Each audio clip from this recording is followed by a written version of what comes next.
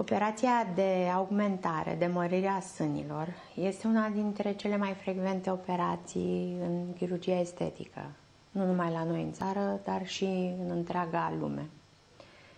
Implantele sunt cu ser fiziologic, cu gel coeziv, sunt implante cu silicon, cu hidrogel.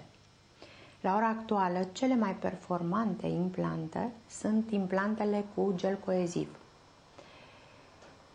Ce înseamnă? Este un silicon tratat care, în condițiile în care un implant, în urma unui accident, s-ar rupe, acest silicon din interior nu curge.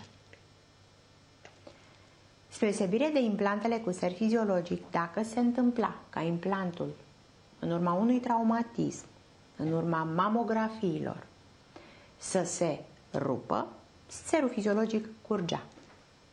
Imediat vedeam că s-a desumflat implantul respectiv și atunci trebuia înlocuit. Beneficiul l-au adus aceste implante cu gel coeziv.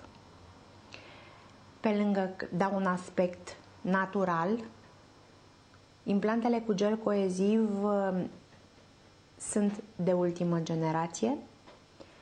Sunt implante produse de Allergan, implante care sunt aprobate de FDA, implante care se folosesc peste tot în lume.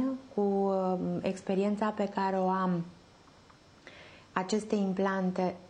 cu aceste implante nu am avut probleme.